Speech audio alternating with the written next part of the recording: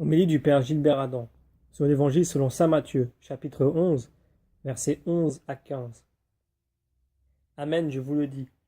Parmi ceux qui sont nés d'une femme, personne ne s'est levé de plus grand que Jean le Baptiste. Cependant, le plus petit dans le royaume des cieux est plus grand que lui.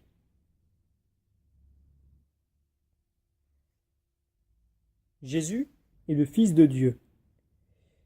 Il est libre par rapport au pouvoir du monde. Et il peut naître dans la fragilité, parce qu'il est le Fils du Dieu Tout-Puissant. Il peut nous donner sa puissance elle-même, qui est amour. La puissance de Dieu part de Noël et elle passe par la foi.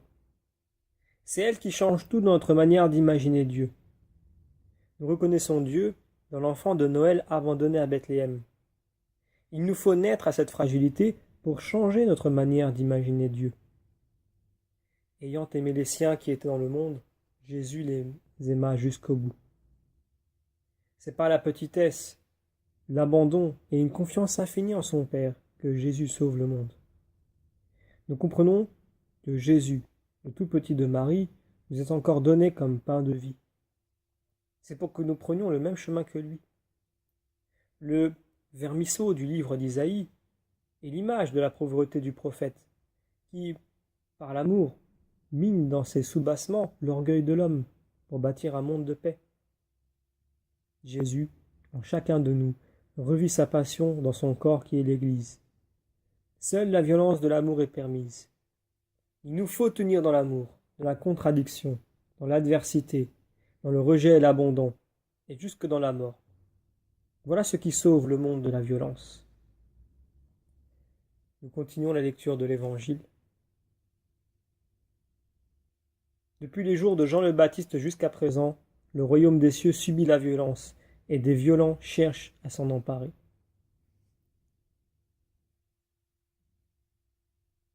Différents groupes religieux s'acharnent les uns contre les autres pour affirmer leur vérité sur Dieu. Hier, c'était les Sadducéens, les pharisiens, les hérodiens et les scribes.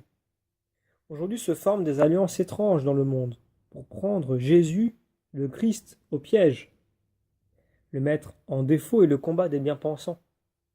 C'est déjà sous le coup des religieux bien-pensants que le Christ est mort. Nous déplorons cette violence, mais il nous faut reconnaître qu'elle est là. Nous pouvons asservir Dieu à nos volontés de puissance toute humaine, car depuis le temps de Jean jusqu'à présent, le royaume de Dieu subit la violence. Jésus vient transformer fondamentalement la terreur en civilisation de l'amour. C'est toujours notre conversion, c'est la conversion chrétienne. On ne peut pas coudre une pièce de vêtement neuf sur un vieux vêtement, ni de mettre du vin nouveau dans de vieilles outres. Nous ne nous enfonçons pas dans l'impasse, mais nous la rejetons avec la force et la lumière de l'Esprit Saint. Nous terminons la lecture de l'Évangile. Tous les prophètes, ainsi que la loi, ont prophétisé jusqu'à Jean. Et si vous voulez bien comprendre, c'est lui le prophète Élie qui doit venir. Celui qui a des oreilles, qui l'entendent.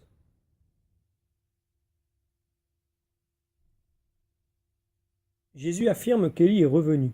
Il l'indique comme étant Jean le Baptiste. Jean-Baptiste a annoncé la parole, il est mis en prison. Jean le baptiseur a souffert la persécution. Il a été condamné à mort. Il a été tué. Jésus dira de lui, le plus petit dans le royaume des cieux est plus grand que lui.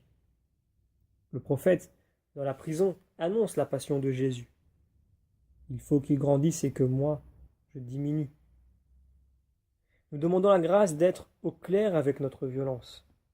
Comment ne pas projeter nos idées, nos représentations de Dieu sur Dieu, et nous faire notre place par la violence? Cela nous demande une grande foi et un amour incroyable. Se faire violence à soi-même pour oser dans la petitesse, la douceur et l'humilité, sauver le monde avec Jésus. Nous ne pouvons pas faire l'impasse de la violence interne et externe à la vie religieuse elle-même. Les amis de Jésus, comme leur maître, doivent être des artisans de paix. C'est par la petitesse et l'abandon, par l'humiliation et une confiance infinie en Dieu, son Père, que Jésus sauve le monde.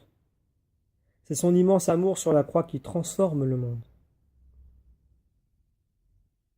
nous demandons la grâce de demeurer dans l'amour comme l'enfant dans le cœur de son Père bien-aimé.